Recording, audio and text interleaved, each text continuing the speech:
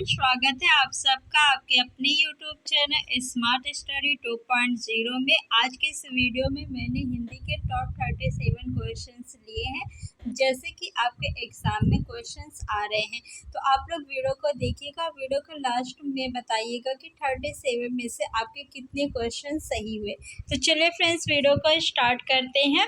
जिन शब्दों का प्रयोग वाच्य को श्रव्य भावार्थ और बल प्रदान करने के लिए होता है लेकिन वे वाक्य के अंग नहीं होते, क्या कहलाते हैं? संज्ञा, सर्वनाम, विशेषण या निपात? तो निपात कहलाते हैं। संज्ञा किसे कहते हैं? किसी भी व्यक्ति, वस्तु, स्थान, भाव आदि के नाम को संज्ञा कहते हैं। जो शब्द संज्ञा के स्थान पर प्रयुक्त होते हैं उन्हें हम सर्वनाम कहते हैं। सर्वनाम की कुल कितनी संख्या है? तो कुल 11 सर्वनाम है। और भेद कितने हैं? तो 6 भेद है सर्वनाम के। सर्वनाम का शाब्दिक अर्थ क्या होता है? तो सर्वनाम का शाब्दिक अर्थ होता है सबका नाम। क्या होता है? सबका नाम। विशेषण किसे कहते हैं? तो जो शब्द संज्ञा या सर्वनाम की विशेषता बताते हैं उसे हम विशेषण कहते हैं। ऑप्शन नंबर 4 आपका सही है। दुर्व्यवहार शब्द में प्रयुक्त उपसर्ग है। 4 ऑप्शन दिया गया है, बताइए कौन सा उपसर्ग प्रयोग है? दो, वी, औ। तो ये सभी उपसर्ग जो है प्रयुक्त है दुर्व्यवहार में। तो ऑप्शन नंबर 4 आपका बिल्कुल सही हो जाएगा। नेक्स्ट क्वेश्चन है, अभ्यागत शब्द में कौन सा उपसर्ग है? अभ्यागत शब्द में आपको उपसर्ग बताना है। 4 ऑप्शन दिया गया है। तो अभ्यागत यानी अभिधन आगत। क्या होगा इसका संधि विच्छेद? अभिधन आगत। आगत आपका मूल शब्द है और अभी क्या है? उपसर्ग है। तो ऑप्शन नंबर 3 जितने भी लोग कह रहे हैं उनका उत्तर बिल्कुल सही है। प्रत्यय होता है, शब्दांश होता है, वाक्यांश होता है, पद्यांश होता है या पदांश होता है? क्या होता है? प्रत्यय। तो देखिए, प्रत्यय और उपसर्ग दोनों जो है ये क्या होते हैं? शब्दांश होते हैं, यानी शब्द का अंश होता है। प्रत्यय जो है किसी भी शब्द के अंत में जुड़ के उसके अर्थ को परिवर्तित कर देता है और उपसर्ग किसी भी शब्द के आरंभ में जुड़ के उसके अर्थ को परिवर्तित कर देता है। सुहावना, लिखाई व छलिया में निहित प्रत्यय के लिए सही विकल्प का चयन कीजिए। सुहावना में क्या है? आवना प्रत्यय है। लिखाई में आई प्रत्यय है। छलिया में इया प्रत्यय है। तो ऑप्शन नंबर कौन सा सही होगा? ऑप्शन नंबर 4 आपका सही है। नेक्स्ट क्वेश्चन है, संयुक्त वाक्य को सरल वाक्य में बदलिए। उसने कहा और मैं मान गया। इसको आपको सरल वाक्य में बदलना है। उसके कहने से मैं क्यों मानूं? मैं मान गया उसके कहने से। उसके कहने से मैं मान गया। जैसे ही उसने कहा वैसे ही मैं मान गया। बताइए कौन सा ऑप्शन सही होगा? तो ऑप्शन नंबर 3 जितने भी लोग कह रहे हैं उनका उत्तर बिल्कुल सही है। उसके कहने से मैं मान गया। नेक्स्ट क्वेश्चन, सरल वाक्य को मिश्र वाक्य में बदलो। परिश्रम करने पर परिस्थिति भी अनुकूल हो जाती है।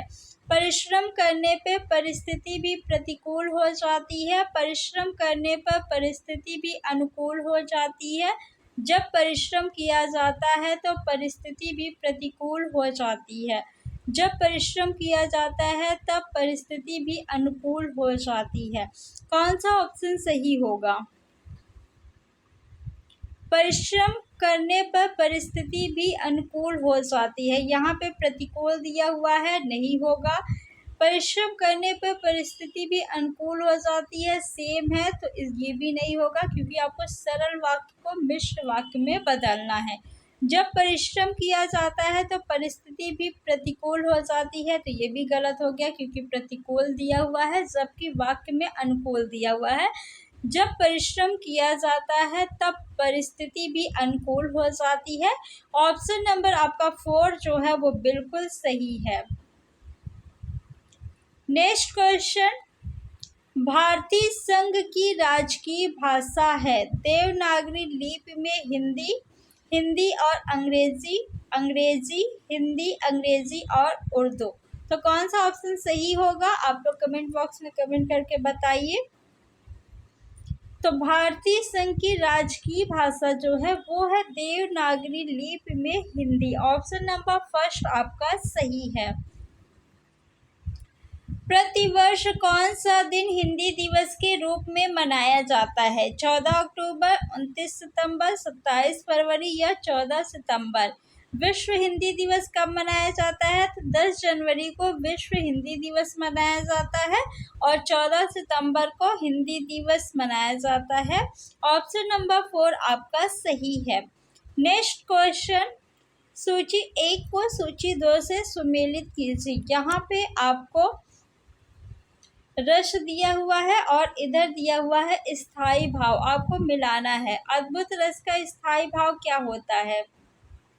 वीर रस का, रौद्र रस का और करुण रस का। तो करुण रस का स्थाई भाव शोक होता है। क्या होता है? शोक होता है। रौद्र रस का स्थाई भाव क्या होता है? क्रोध होता है।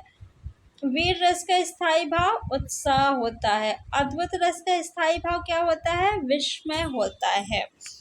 श्रृंगार रस का स्थाई भाव क्या होता है? तो श्रृंगार रस का स्थाई भाव रति होता है। श्रृंगार जो रस जो ये है आपका वर्तनी में काफ़ी ज़्यादा पूछा जाता है, तो ध्यान दीजिएगा आप लोग। श्रृंगार की शुद्ध वर्तनी ये है। नेक्स्ट, उस काल मारे क्रोध के तन कांपने उसका लगा, मानो हवा के जोर से सोता हुआ सागर जगा। प्रस्तुत पंक्तियों में कौन सा रस है? क्रोध। क्रोध किस रस का स्थाई भाव है? रौद्र रस का स्थाई भाव है, मैंने आपको अभी बताया। तो ऑप्शन नंबर सेकंड आपका सही हो जाएगा। अगर इसमें पूछे कौन सा अलंकार है तब आप क्या बताएंगे? देखिए यहाँ पे मानो शब्द आया है ना, तो जहाँ पे मानो आ जाए, जानो आ जाए, मनु आ जाए, जनु आ जाए, मनहु, जनहु, तो उसमें कौन सा अलंकार होता है? उत्प्रेक्षा अलंकार होता है। कौन सा अलंकार होगा? उत्प्रेक्षा अलंकार होगा।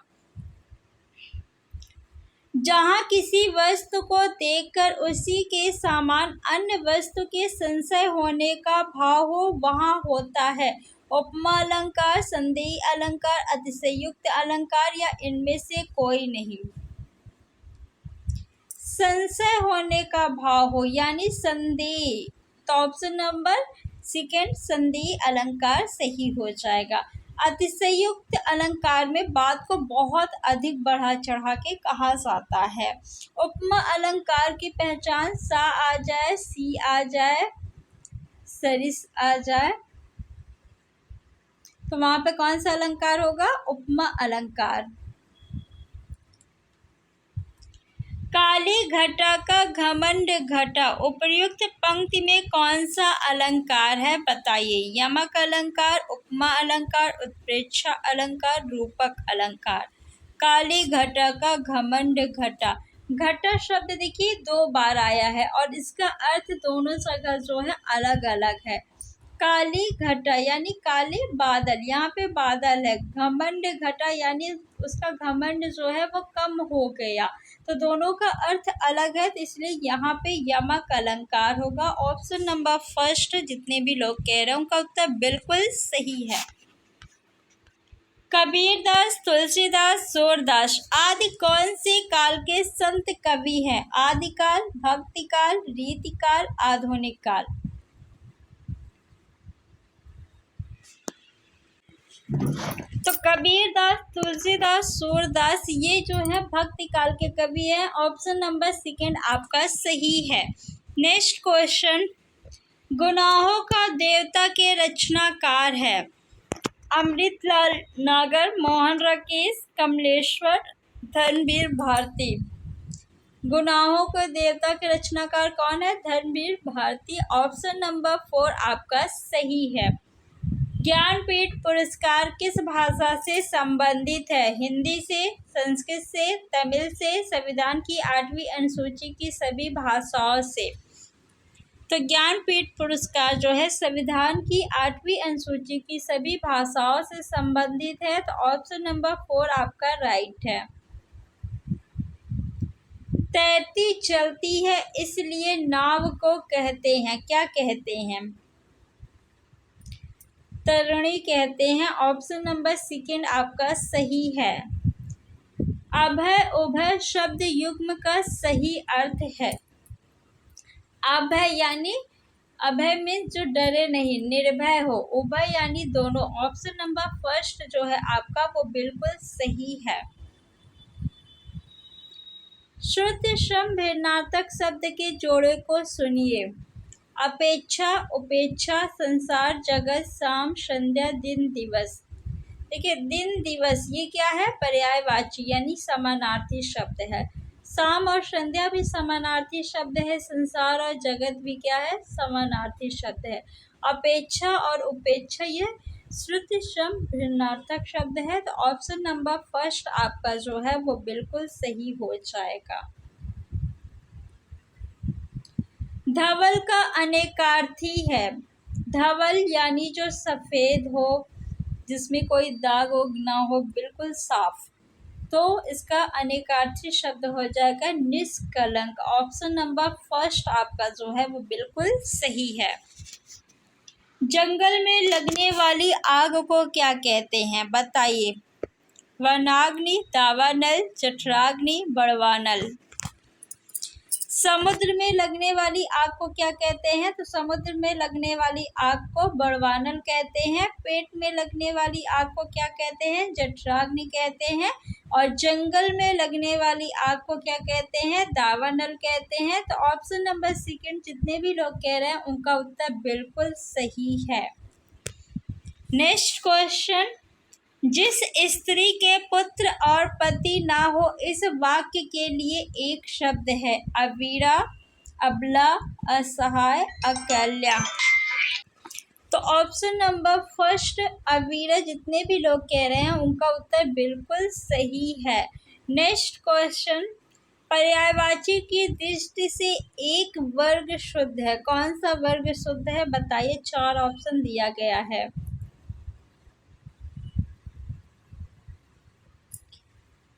देखिए महेश, रमेश, भूतेश, सतीश। इसमें रमेश जो है ये विष्णु के पर्यायवाची शब्द है। बाकी जो है आपके महेश, भूतेश और सतीश ये भगवान शिव के पर्यायवाची शब्द है। तो ऑप्शन नंबर फर्स्ट आपका 4 जो है वो गलत हो गया।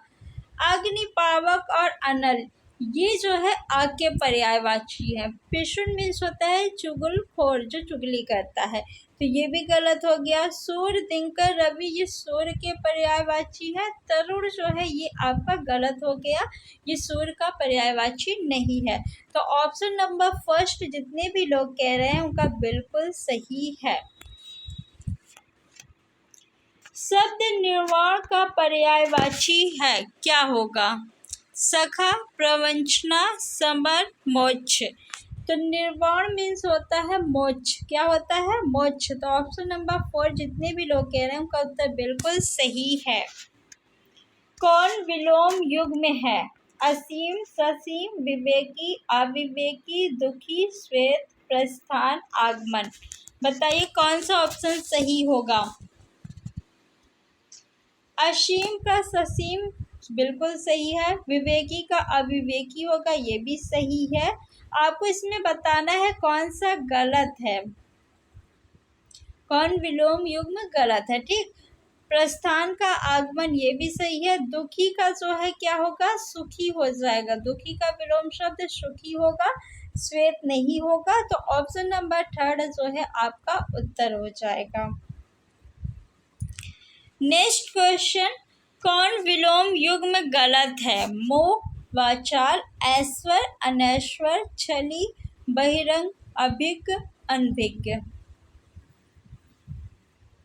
मोह का वाचाल होता है, बिल्कुल सही है। ऐश्वर का अनैश्वर होता है, ये बिल्कुल सही है। अभिज्ञ का अनभिज्ञ होता है, ये सही है। लेकिन छली का जो है वो क्या होगा? निश्चल होगा। छली का निश्चल होगा। और बहिरंग का क्या होगा? अंतरंग हो जाएगा। तो ऑप्शन नंबर 3 आपका सही है। नेक्स्ट क्वेश्चन, निम्नलिखित में से तद्भव तत्सम का कौन सा एक युग्म गलत है? हल्दी, हरिद्रा, अफीम, अहिफेन, अदरक, अदरक से श्रेष्ठ। तद्भव तत्सम का कौन सा युग्म गलत है? बताइए कौन सा ऑप्शन सही होगा। तो ऑप्शन नंबर 4 जितने लोग कह रहे हैं उनका उत्तर बिल्कुल सही है। बाकी तीनों ऑप्शन जो है वो सही हैं आपके। यथारुचि में समास है। यथारुचि बहुव्रीहि समास, तत्पुरुष समास, द्वंद्व समास, अव्ययीभाव समास। बहुव्रीहि समास में अर्थ की प्रधानता होती है, दोनों में से कोई भी पद प्रधान नहीं होता। तत्पुरुष समास में कारक चिन्ह का लोप होता है। द्वंद्व समास में दोनों पद जो है एक दूसरे के विलोम होते हैं और दोनों पद जो है प्रधान होते हैं। अव्ययीभाव समास में प्रथम पद जो है वो उपसर्ग होता है या एक ही शब्द रिपीट हो तो वहाँ पे भी आपका अव्ययीभाव समास होता है, जैसे दिन दिन, रात रात, धीरे धीरे, सरासर, इन सब में क्या है? अव्ययीभाव समास है। यथा रुचि, यथा समय, यथा संभव, यानी यथा क्या है? आपका उपसर्ग है, तो प्रथम पद उपसर्ग किसमें होता है? अव्ययीभाव समास में। ऑप्शन नंबर 4 आपका सही हो जाएगा। समास मैंने जो है ऑप्शन से करने की ट्रिक बताई है, उसमें से आपके जो 23 तारीख को एग्ज़ाम हुआ यूपी पुलिस, 2 क्वेश्चन आया है। अगर आपने वो वीडियो नहीं देखा है तो चैनल पे जाके देख लीजिए, नहीं डिस्क्रिप्शन में लिंक दिया हुआ है, वहाँ से देख लीजिए, वहाँ से क्वेश्चन आपके एग्ज़ाम में ज़रूर आएंगे। जिस समास में पहले या बाद का कोई भी पद प्रधान नहीं होता उसे कहते हैं द्विगु समास, बहुव्रीहि समास, कर्मधारय समास, द्वंद्व समास। द्वंद्व समास में दोनों पद जो है वो प्रधान होते हैं। कर्मधारय समास में आपका द्वितीय पद जो है प्रधान होता है और बहुव्रीहि समास में आपका जो है दोनों में से कोई भी पद जो है प्रधान नहीं होता है, तृतीय पद यानी उसका अर्थ जो है वो प्रधान होता है। द्विगु समास में भी द्वितीय पद जो है वो क्या होता है? प्रधान होता है। द्विगु समास और कर्मधारय समास जो है आपके और तत्पुरुष समास, इन तीनों में जो है आपका द्वितीय पद प्रधान होता है। तो जिस समास में पहले या बाद का कोई भी पद प्रधान नहीं होता उसे क्या कहते हैं? बहुव्रीहि समास कहते हैं। ऑप्शन नंबर 2 आपका सही है। 2 समीपवर्ती वर्णों के मेल से जो विकार होता है वह कहलाता है अव्यय, प्रत्यय, समास, संधि। क्या कहलाता है? तो 2 समीपवर्ती वर्णों के मेल से, वर्णों का जहाँ मेल होगा वहाँ पे क्या होगा? संधि होगा। समास में किसका मेल होता है? तो समास में जो है आपका शब्दों का मेल होता है। किसका मेल होता है? शब्दों का मेल होता है। समास का शाब्दिक अर्थ क्या होता है? संक्षेप, संक्षेपीकरण या फिर संक्षिप्त, जो भी आपके ऑप्शन में रहेगा आप लोग लगा दीजिएगा। स्वार्थ में निम्नलिखित में से कौन सी संधि है? दीर्घ संधि, यश संधि, विद्ध संधि या गुण संधि?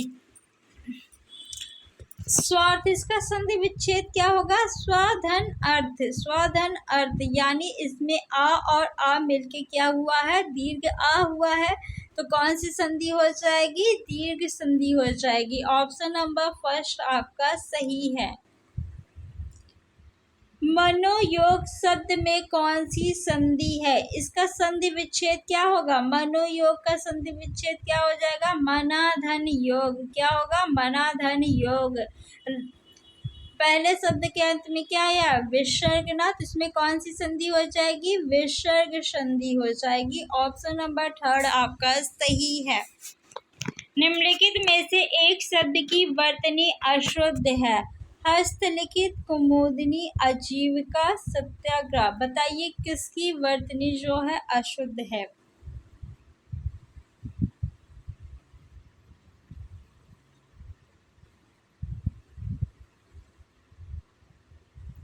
तो यहाँ पे जो है आपका ऑप्शन नंबर 5 होगा, इनमें से कोई नहीं। क्या होगा? इनमें से कोई नहीं, यानी सभी जो है वो क्या है? शुद्ध है।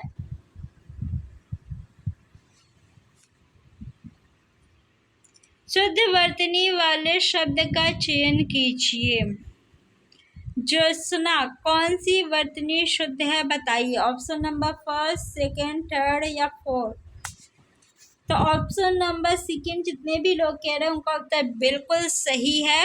नेक्स्ट क्वेश्चन, हिंदी शब्दकोश में का के बाद कौन सा व्यंजन दिखाई देता है। 4 ऑप्शन दिया है, बताइए। या नहीं, चा नहीं, खा नहीं। ऑप्शन नंबर 4 आपका सही हो जाएगा। या, रा, ला, वा व्यंजनों को कहते हैं, क्या कहते हैं। स्पर्श व्यंजन, अंतस्थ व्यंजन, ऊष्म व्यंजन, उपयुक्त में से कोई नहीं। का से लेकर माँ तक के जितने भी व्यंजन है उसे हम स्पर्श व्यंजन कहते हैं। या, रा, ला, वा को हम अंतस्थ व्यंजन कहते हैं। और तीनों शा जो है और हा, इसे हम क्या कहते हैं, ऊष्म व्यंजन कहते हैं।